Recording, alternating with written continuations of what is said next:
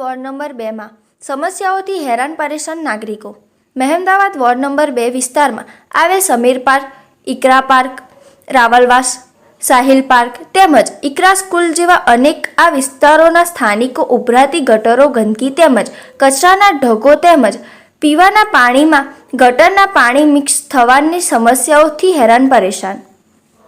મહેમદાવાદ શહેરમાં આવેલ ward number 2માં ગંદકીના ઢેરની પાસે સકીના મસ્જિદ, ઇકરા સ્કૂલ, મંસૂરી હોલ તેમજ 2 આંગણવાડી તથા બેંક ઓફ બરોડાનું બેંક મિત્રની મિની શાખા પણ આવેલ છે, જ્યાં ખૂબ મોટા રહેણાંક વિસ્તાર આવેલ હોય તેમજ મસ્જિદ, સ્કૂલ જેવી અનેક જગ્યાઓ જ્યાં ભારે અવરજવર રહે છે. ત્યારે આવા વિસ્તારમાં તંત્રની ઘોર બેદરકારી નજરે પડી રહી છે. સ્થાનિકોના જણાવ્યા મુજબ તેઓ દ્વારા વારંવાર લેખિત તેમજ મૌખિક રજૂઆત કરવા છતાં પણ કુંભકર્ણની નિંદ્રામાં ઊંઘતું તંત્ર જાણે કેમ નથી જાગતું. અહીં સ્થાનિકોમાં રોષની લાગણી સાથે હવે સમસ્યાઓનું તંત્ર દ્વારા કોઈ નિરાકરણ નહીં લાવવામાં આવે તો આવનાર સમયમાં ઉચ્ચ કક્ષાએ રજૂઆત કરવામાં આવશે. તેમ છતાં પણ કોઈ કાયમી નિવારણ નહીં આવે તો સ્થાનિકો, મહિલાઓ સૌ કોઈ ગાંધી ચિંધ્યા માર્ગ આંદોલન તથા મહિલાઓ દ્વારા હલ્લાબોલ કરવાની પણ ચીમકી ઉચ્ચારી છે. નિરાકરણ જ ના થાય, કારણ કે વારંવાર આખે વર્ષોથી, મહિનાથી નહીં વર્ષોથી આની રજૂઆત કરતા આવ્યા છે, પણ અહીંનો વિકાસ એટલો બધો થઈ ગયો છે કે ગંદકીનો વિકાસ, મચ્છરોનો વિકાસ, ઢગલાઓનો વિકાસ, કચરાનો વિકાસ, અહીં આગળ ડેન્ગ્યુ તાવનો વિકાસ, વાયરલનો વિકાસ, ગંદકીથી થતા બધા રોગોનો વિકાસ એટલો બધો થઈ ગયો છે ને એ બાબતે સરકારને જાણ કરવી છે કે આટલો બધો વિકાસ થઈ ગયો છે. હવે આ વિકાસ બાજુ તમે નજર, તમારી રહેમ રાહે નજર રાખો, કાં તો કૃપા કરો, કાં તો કંઈક એના માટે વિચારો તો સારું, નહીં તો પછી આ પબ્લિકને વિચારવું પડશે.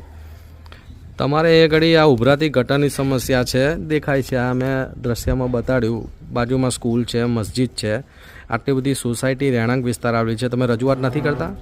ઘણી વખત રજૂઆત કરી છે, પબ્લિકે જઈને સોસાયટીવાળાએ વોર્ડ મેમ્બરોને બી રજૂઆત કરી છે, પણ ખબર નહીં કે શું સમસ્યા છે કે અમારી સમસ્યાને એ લોકો સાંભળતા નથી અને સમસ્યા બનાવી દીધી છે. નગરપાલિકામાં તમે વારંવાર લેખિત મૌખિક રજૂઆત કરવા છતાં પણ રજૂઆત કરી છે, ઉપલી કક્ષાએ રજૂઆત કરી છે. ઉભરાતી ગટરની સમસ્યા છે, ગંદકીની સમસ્યા છે, કચરાની સમસ્યા છે, પાણીની અંદર પણ મિક્સ પાણી આવે છે, દુર્ગંધિત પાણી, ગટરના પાણી આવે છે. બરાબર. આના હિસાબે બીમારી હિસાબે કેટલી બીમારીઓ અહીંયા આગળ થાય છે ને જાતે ત્યારે પબ્લિકને અથવા તો રહીશોને અમારે દવાખાનાના પૈસા ખર્ચવા પડે છે, ઢગલો પૈસા ખર્ચવા પડે છે.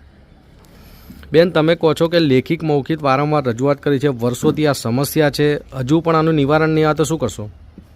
હવે એનું નિવારણ લાવવા તમને પ્રયત્નશીલ થવા માટે કહ્યું છે, પણ તમે નહીં થાવ, મીડિયા નહીં થાય, સરકાર નહીં થાય, મેમ્બરો નહીં થાય તો પછી અમારે જ રહીશો અહીંથી જઈને નગરપાલિકામાં હલ્લાબોલ કરવું પડશે, ગાંધી ચિંધ્યા માર્ગે જવું પડશે અને બનતા બધા જ અથાગ પ્રયત્નો અમારા કરવા જ પડશે, કારણ કે હવે અમને એવું લાગે છે કે આ સમસ્યાનું નિવારણ અમારે જાતે જ કરવું પડશે, સરકારથી નહીં થાય.